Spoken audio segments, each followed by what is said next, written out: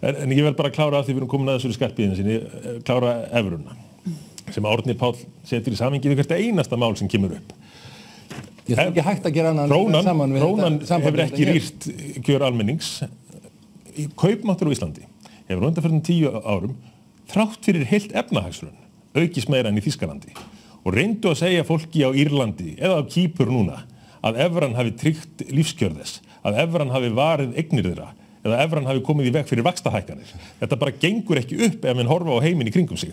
Vandamálið liggur í verðtryggingunni sem að tekur úr sambandi virkni markaðarins. Lögmálið framboð og eftirspurn virkar ekki lengur í þágu heimilina vegna þess að menn komast upp með að rukka okurvexti því að hinn raunverulegi kostnaður á lánunum falinn með því að henda kostnaðinum aftur fyrir og rukka svo vaxtavexti af því.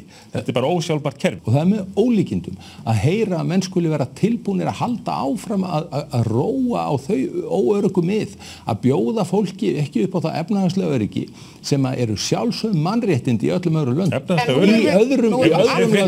Í öðrum löndum, á Kýpur geta menn sett bankakerfi í þrot með rússneskum peningum eða kjósa það.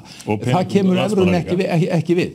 En það sem er hins vegar alveg ljóst er að í þeim löndum sem þú varst að telja upp á þann, svo Írlandi, hefur þurft að koma framan að verkalýðshreyfingunni og semjum launalækkanir. Hér er komið aftur, hér er við efnahagsáfall komið aftan að þjóðinni og hún skilin eftir með hækkandi húsnæðisskuldir og það er höfuðvandinn. Og þeir sem að bjóða upp á þetta kerfi áfram, þeir eru ekki að bjóða upp á neina lausn fyrir fólk vegna þess að þetta hefur fylgt hverri einustu kynslóð undanfarna áratugi. Verðtryggingin er ekki lykilatriði í því efni. Verðtryggingin var ekki vandamál frá 1993 til 2001 þegar hér var stöðuleiki í hagstjórn.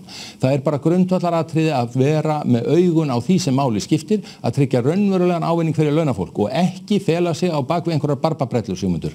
Evran er mesta barbabrellan af öllu. Hún verður ekki tekin upp næsta áratuginn og þú sérð afleiðingarnar af því að hafa evru í öðrum löndum, samt leifir þér að halda því fram að þú getur leyst hlutana fyrir fólk með einhverju lausn sem kemur ekki fyrir eftir 10 ár og þó hún kemur þá leysir hún ekki neitt. Sigmundur, eitt bara, það getur vel verið sem ekki fara að taka evrun upp á morgun eða hinn.